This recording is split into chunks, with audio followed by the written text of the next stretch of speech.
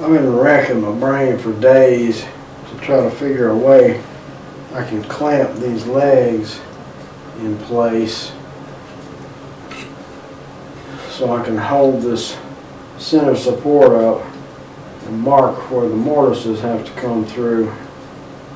But I just cannot imagine anything other than building some elaborate clamping jig, and I don't want to invest the time in doing that for a one-off project. I think what I'm going to do is just go ahead and glue these legs in place, and once they're set, I'll be able to set this piece on top and mark out the positions of my mortises. I spent a couple hours trying to figure out how I was going to clamp this thing just to glue the legs to this part.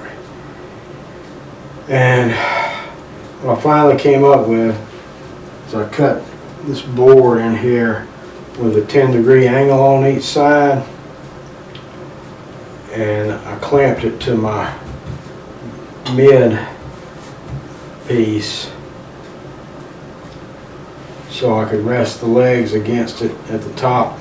The problem I was having without it is the clamps were pulling the legs in and I couldn't get them to sit right. I wish I already had the glue in the joints, but unfortunately it's just dry clamped.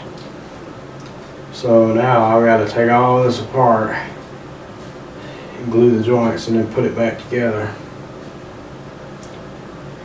If you're working with angles, you really need to spend some time figuring out a clamping solution, because even this shallow 10-degree angle is causing major clamping issues.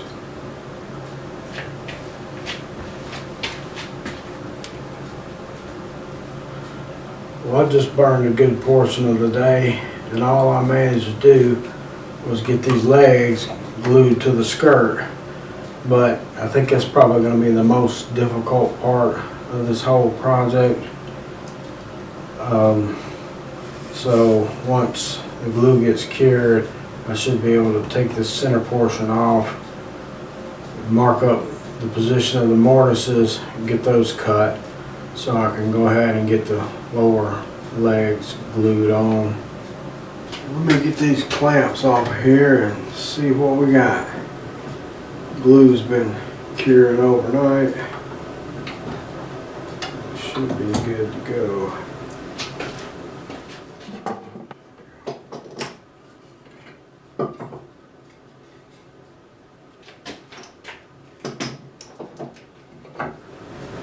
So the next step is to mark out these mortises. I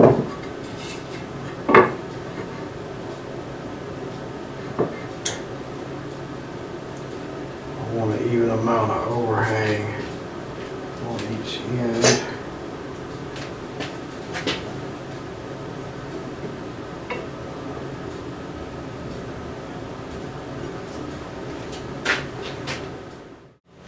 So this is my first time doing splines, and I was thinking that there wouldn't be any need for clamps, but after pushing these in place by hand, I realized they weren't all the way seated. I could see a little gap at the very end, so I wound up having to pull them in with clamps to squeeze out the excess glue and close up the gap. So that's something to keep in mind if you've never done them. Anyone who's watched my channel much has probably figured out that I like using the RAS whenever possible. I prefer using it to a handheld router anytime I can, just to ease setup. I always try to get out of building one-off jigs and templates anytime I can by using the RAS to cut these mortises. helps out with that. I've got all my mortises marked out, and I've got it's got stops clamped on each side to help keep it from kicking around. I can't go, my bit's not long enough to go all the way through this piece, so I'm going to take the mortise down as far as I can from this side, and then drill a hole at the end of each one, flip it over and finish it out from the other side.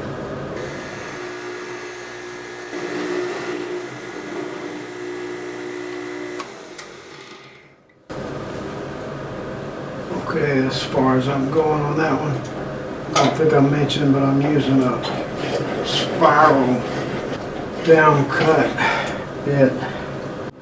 Well, alright, that's that part. I'm going to run this over to the drill press.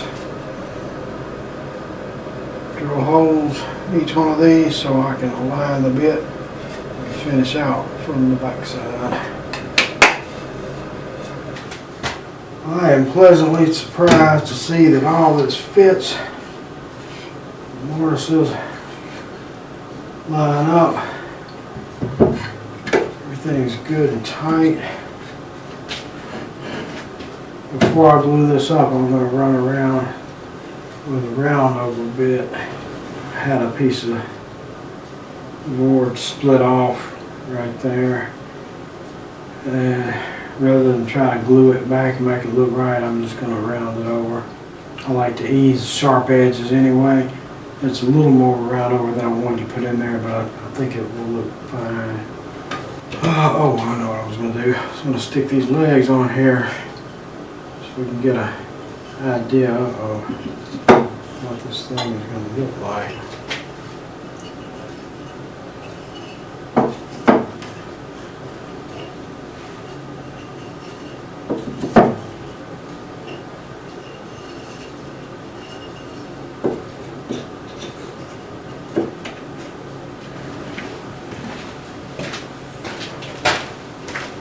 Of course, the bark is coming off. It's already mostly peeling off the other side. And I've still got to trim this down a little shorter.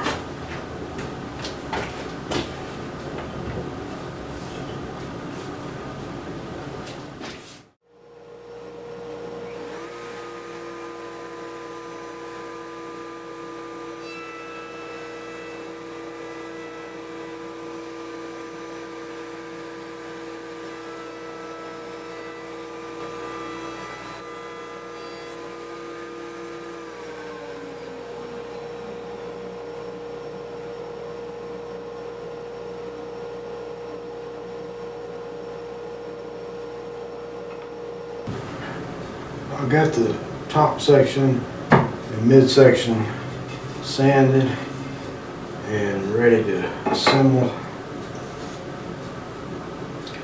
Got some cowls taped in place so I don't have to fight them while I'm clamping. I'm just going to glue these two parts together first, and once they're set, then I'll work on putting the bottom section of the legs on.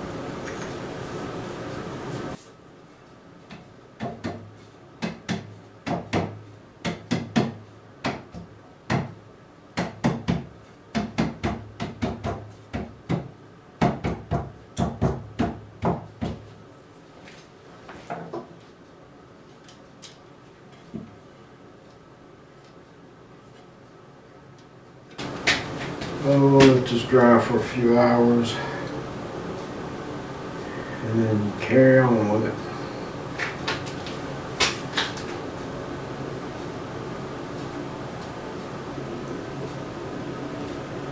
Usually when I build a project, I don't make any kind of plan. I just take a look at the lumber that I've got and decide what I want and design it as I go.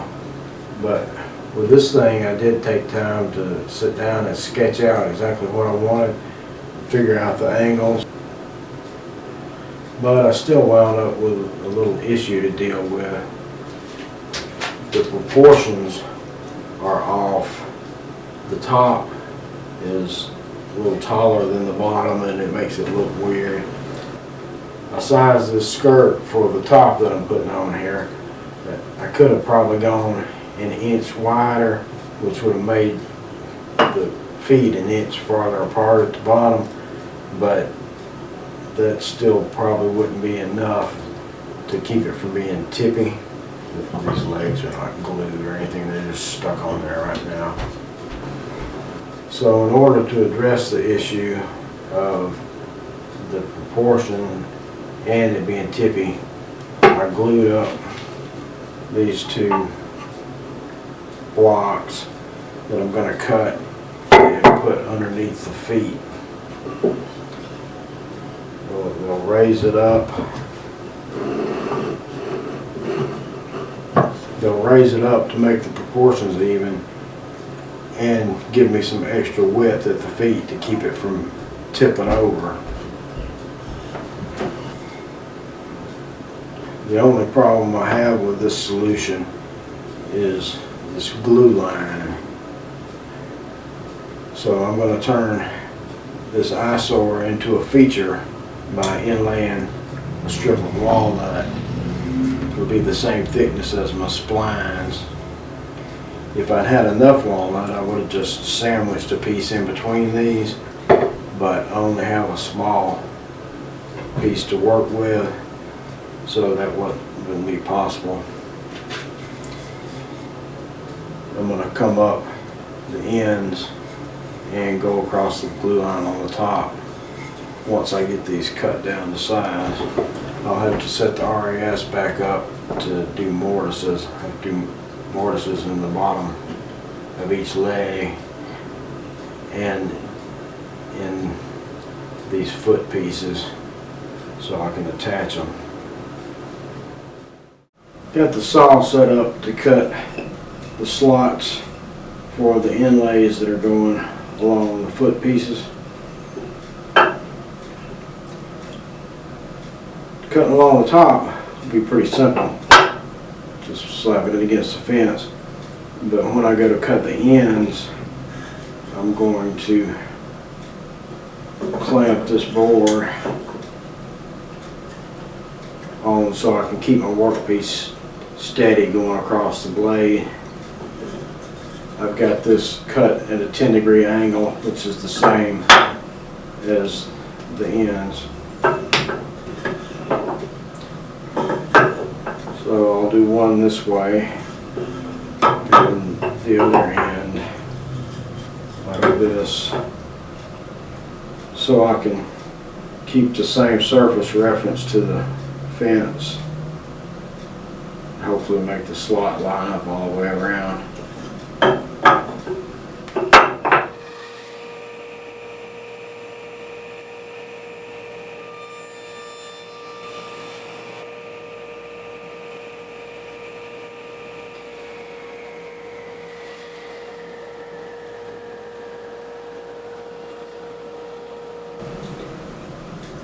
Alright, that worked out pretty well. The slots are looking good.